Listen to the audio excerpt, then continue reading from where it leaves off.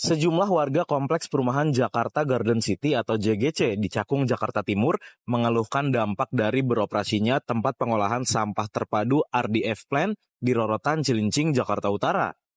Sejak uji coba operasional RDF Plant dimulai awal Februari 2025, warga merasakan bau tidak sedap dan polusi udara yang menyebar hingga ke lingkungan mereka. Hal ini membuat puluhan pemilik rumah memutuskan untuk menjual hunian mereka secara online. Menurut pengurus RT 18 RW 14 Kelurahan Cakung Timur, Wahyu Andre, warga khawatir nilai properti mereka menurun karena lokasi RDF Plant yang terlalu dekat. Padahal, banyak dari mereka yang membeli rumah di JGC sebagai investasi jangka panjang. Untuk menyuarakan keluhan ini, warga telah melakukan berbagai upaya, mulai dari petisi hingga mengirimkan surat ke pemerintah. Respons dari Pemprov DKI Jakarta baru muncul setelah adanya rencana aksi demonstrasi. Pihak pemerintah kemudian mengundang perwakilan warga untuk berdiskusi. Dalam pertemuan dengan Dinas Lingkungan Hidup DKI Jakarta, warga dijelaskan bahwa sampah di RDF Plant diproses langsung tanpa penimbunan untuk mengurangi bau. Namun, mereka tetap meminta evaluasi lebih lanjut sebelum uji coba dilanjutkan. Sementara itu, Pemprov DKI Jakarta akhirnya menghentikan sementara uji coba RDF Plant untuk melakukan perbaikan, terutama pada sistem pengendalian bau yang belum berfungsi optimal.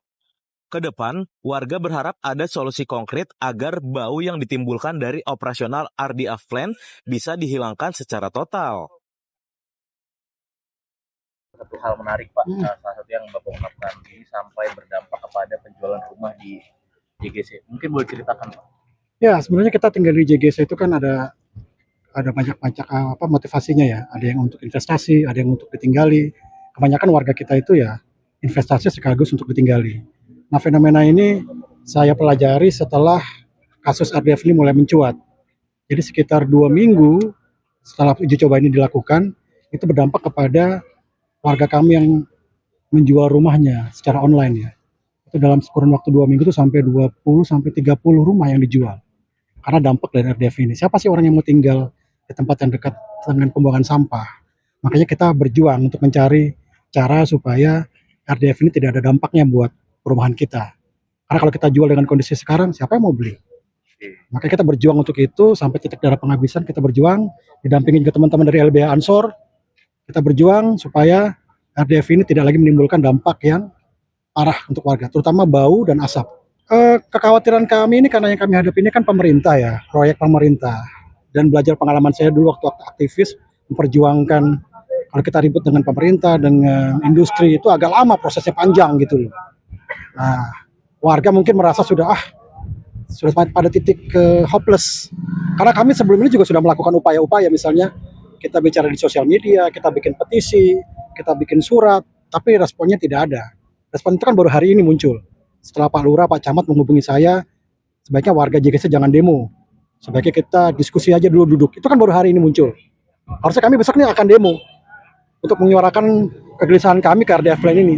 Tapi bukan dihalang-halangi ya, disarankan oleh Pak Camat Cakung dan Pak Lurah Cakung Timur untuk kita duduk bareng dulu, cari solusi bagaimana baiknya supaya kegelisahan kami, aspirasi kami bisa diterima dan didengar oleh pihak RDF gitu.